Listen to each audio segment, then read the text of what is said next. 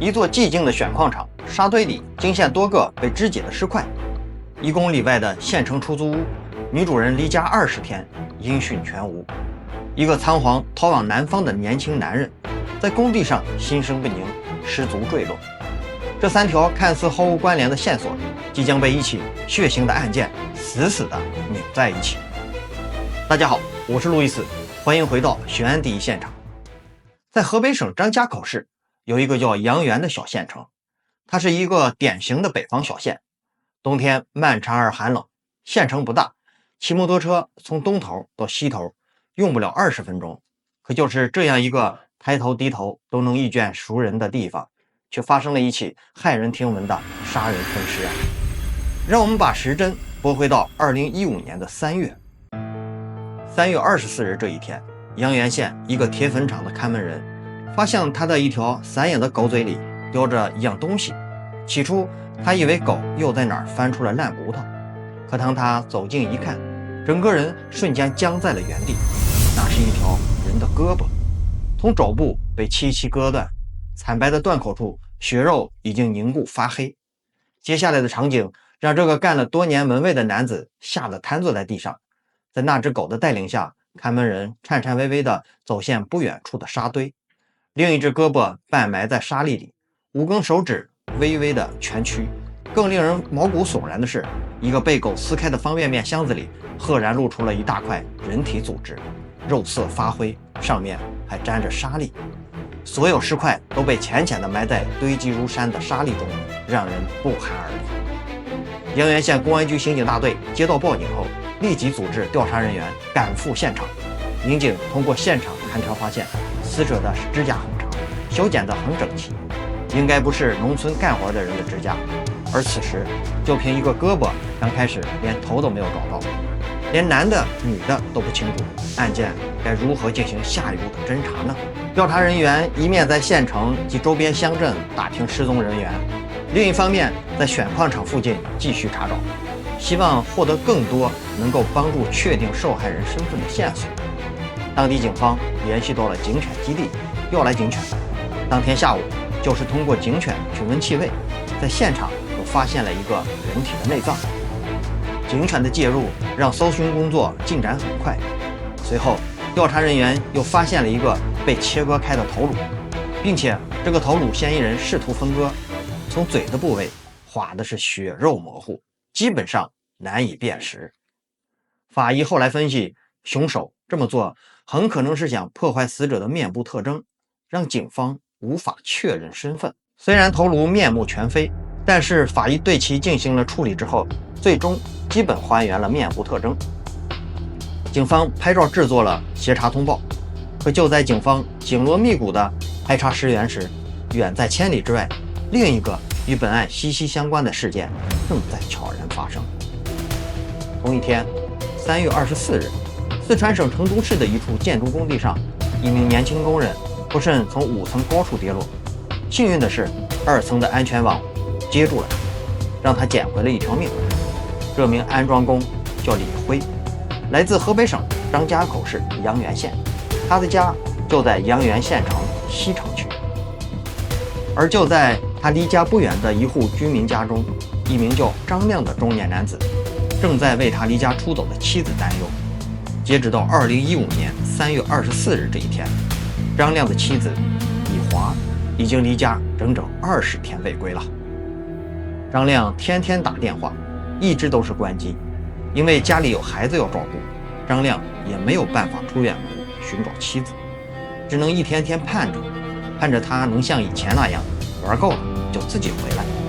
沙堆里的尸块，不慎坠楼的年轻人，离家未归的女子，这3件事情在3月24日这一天同时发生，看起来似乎没有丝毫关系。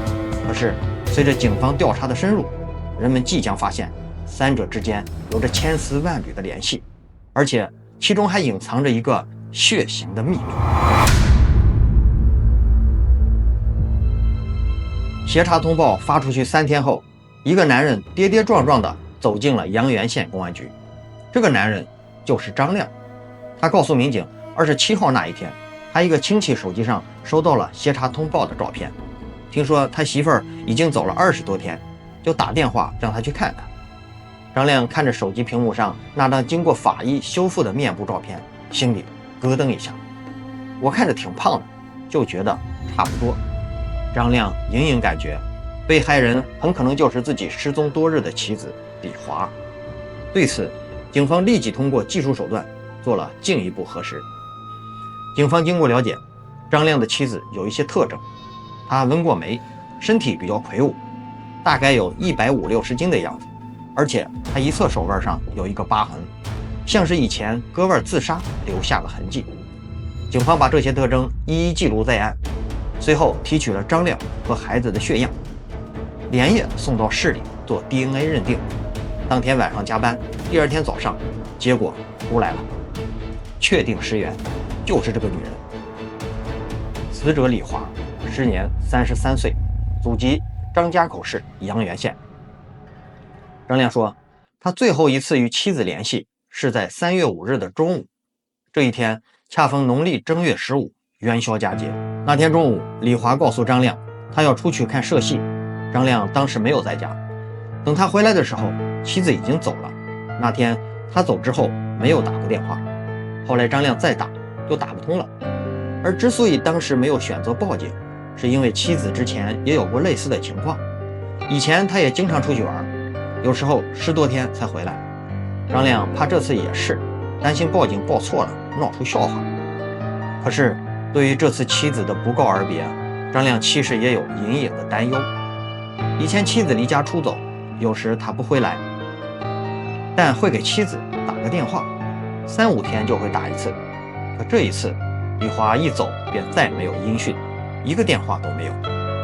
那么正月15那一天，李华出门之后究竟去了哪里？谁是他最后一个联系人呢？民警调取了李华的手机通讯记录，发现从3月5日下午18点多开始，他的手机就处于关机状态了。也就是说，他失踪的时间很可能就在3月5日下午到傍晚之间。经过调查李华生前的通话记录，民警发现在他失踪之前曾与几名男子有过联系。警方对这几名男子进行逐一排查，这一查他们又有了惊人的发现。李华生前曾从事着非法交易，具体来说，就是如果没有钱了的话，这个女的会出去进行卖淫活动来获取金钱，一下今天跟这个过，明天跟那个过。她的社会关系非常复杂，微信上的好友列表里男网友占了一大半。警方对于李华生前有过联系的男子进行了逐一的排查，大多数人都有不在场的证明，或者时间项对不上，只有一名叫李辉的人始终无法排除嫌疑。李辉时年24岁，已婚，阳原县本地人，在县城开了一家宠物店。可就在李华失踪后没几天，他就匆匆离开了阳原，去了南方打工，而这个时间点太过巧合。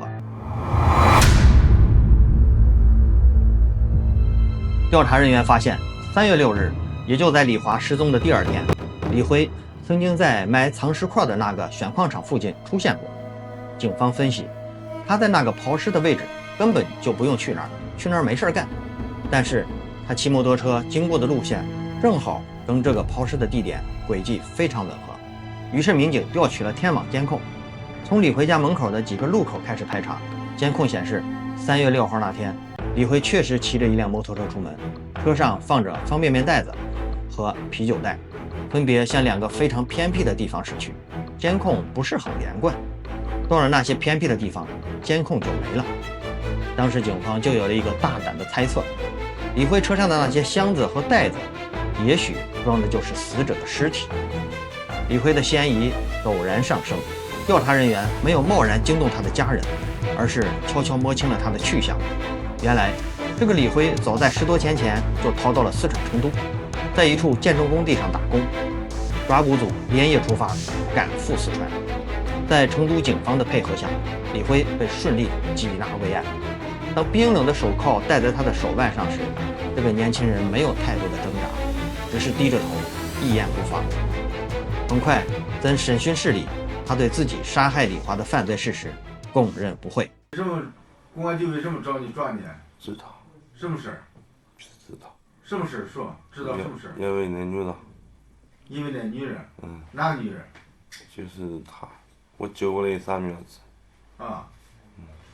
直到这时，警方才意识到李辉就是我们节目刚开始提到的那个在南方打工，不慎从5楼摔下来的男人。他说自己杀人之后，心里一直装着这件事儿，每天都提心吊胆，干活的时候心不在焉，脑子里总是胡思乱想，所以才会在绞杀架上失足摔下来。那场意外让他受了轻伤，但也让他更加的确信自己逃不掉了。那么李辉和李华之间到底有什么恩怨，竟然到了要杀人分尸的地步呢？审讯中，李辉交代，他和李华之间谈不上熟识，甚至连对方的名字都不知道。李辉说，他和死者是通过微信认识的，自己开了一个宠物店。李华加了他的微信，说想买蛇。那是3月4日，农历正月14。一个陌生女人的头像出现在李辉的微信好友申请列表里，备注的是买蛇。李辉没多想就通过了。第二天3月5日，也就是正月15，要买蛇的女顾客李华按照李辉给的地址来到了他的家中。在李辉的眼中，眼前这个女人很胖，化着浓妆，看起来得有150-160斤的样子。当时李辉正一个人在家喝酒，2个人聊着聊着就一起喝起酒来。李华酒量不小，杯杯换盏之间，1瓶白酒很快就见了底。最后李辉喝的是头晕目眩，直接醉倒在了床上，不省人事。李辉说，我喝多了，后来发生什么根本想不起来。他第二天跟我说，我和他发生关系了，但我真的不知道有没有发生。对于李华的说法，李辉是半信半疑。那天之后，李华离开了，本以为事情到此结束，但是第二天李华再一次出现在李辉家中，这时李辉仍然在喝酒。李华之后的举动让他分外吃惊。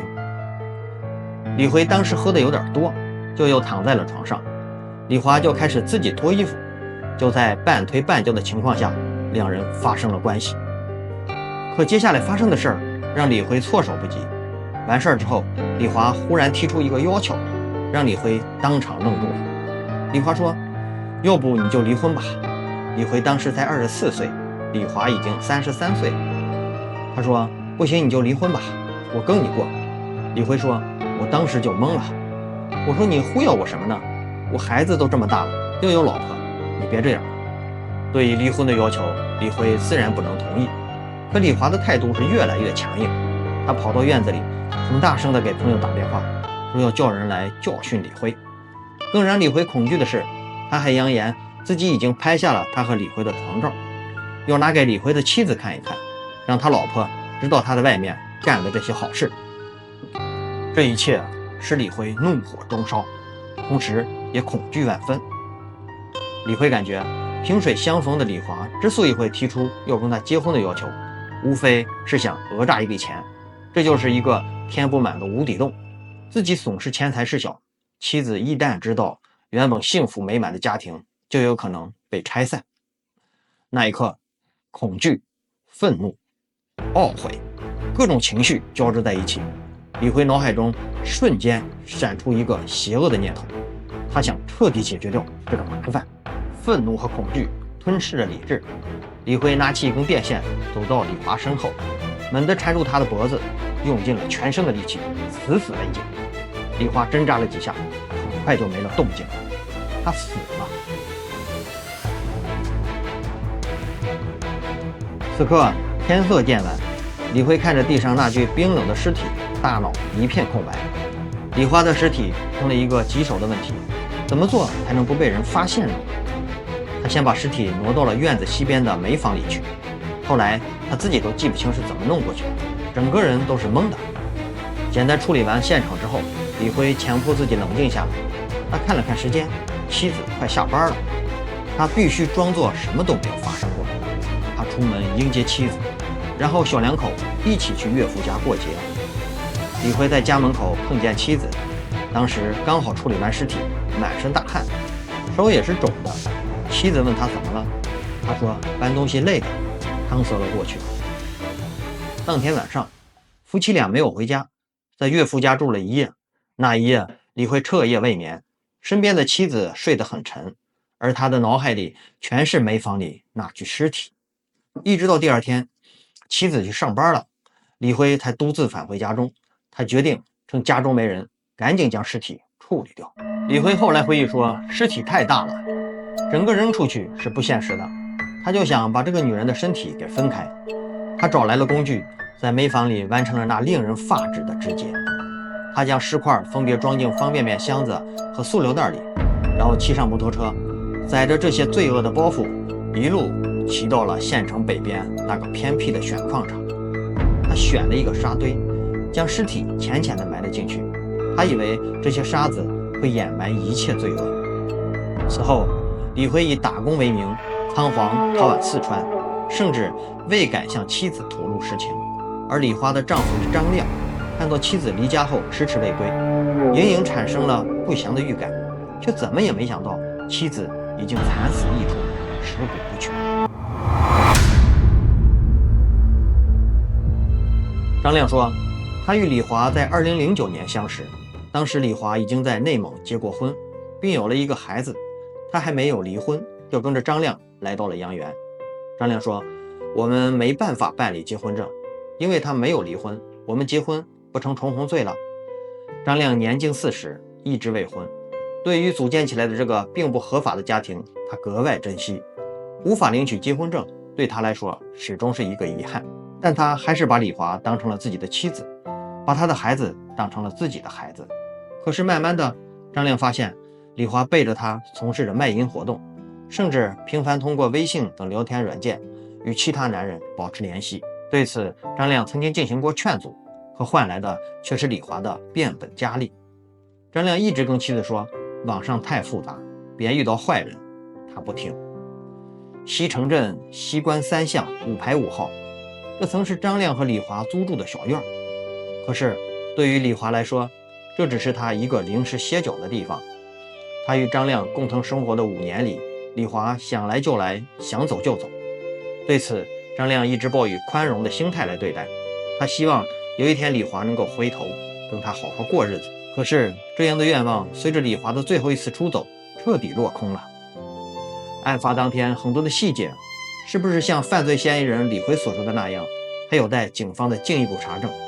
但是有一点可以确定，两人之间确实毫不相识，微信聊天将2个陌生的人联系到了一起。李华不顾及安全与否，就轻易的与一个陌生男人见了面。他这样的态度让自己的生活就像一只无根的芦苇，仿佛随便一阵风就可以把他推入危险的境地。而李辉在与李华发生难缠的纠纷时，竟然起了杀心，用最残忍的方式解决问题，最后给自己和他人造成了无法挽回的创伤。无论什么时候，生命都应该得到珍惜。如果李辉能够想明白这个道理，惨剧也就不会发生。如果李华能够听一句丈夫的劝告，少一些放纵，多一分谨慎，悲剧或许也能避免。可是这个世界上没有如果。2015年的那个春天，一只狗在选矿场的沙堆里抛出来的，不只是几块残肢，更是一个关于欲望、冲动与毁灭的血色预言。微信摇来的可能不是艳遇，而是死神的邀请函。一次看似平常的纠纷，如果不能理性处理，就可能演变成一场多命的屠杀。好了，以上就是今天悬案第一现场的全部内容。我是路易斯，我们下期再见。